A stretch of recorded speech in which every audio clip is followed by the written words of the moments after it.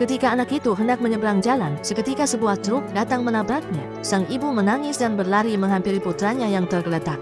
Ia lalu memeluknya erat sambil terus menangis. Namun yang membuat para warga semakin marah adalah sang sopir justru tidak berhenti dan kabur. Sang sopir sangat kesal dan menyalahkan semua kesalahan pada anak itu. Semua kejadian itu disaksikan oleh seorang gadis di pinggir jalan. Dan kebetulan sang sopir mengenali wanita tersebut sebagai teman sekelasnya. Lalu sopir itu mengendarai truk itu ke pinggiran kota. Sambil marah-marah, ia membersihkan darah di bagian depan truk untuk menghapus barang bukti.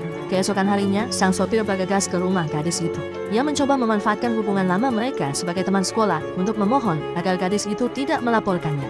Namun gadis itu dengan berani berkata bahwa ia sudah menulis surat bukti kepada polisi. Mendengar hal itu, pria itu menjadi sangat marah. Ia langsung menerobos masuk rumah dengan memecahkan kaca jendela. Setelah membuka pintu dari dalam, terdengar suara tangisan wanita yang sangat menyakitkan. Beberapa menit kemudian, gadis itu tergeletak berlumuran darah.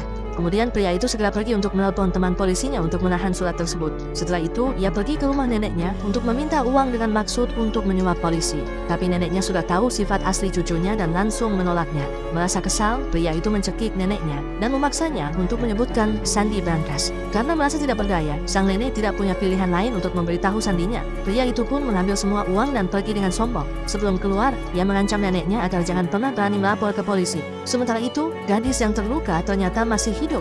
Dengan susah payah, ia merangkak keluar dari hutan. Beberapa anak yang melihatnya segera memanggil polisi dan membawanya ke rumah sakit. Di sana, gadis itu kembali melaporkan semua kejahatan sang sopir. Mendengar laporan itu, kepala polisi sadar betapa seriusnya kasus ini. Ia langsung mengirim detektif legendaris untuk menyelidikinya. Tapi saat itu, sang sopir sudah lebih dulu memakai uang hasil rampasan untuk menyuap geng lokal agar melindunginya.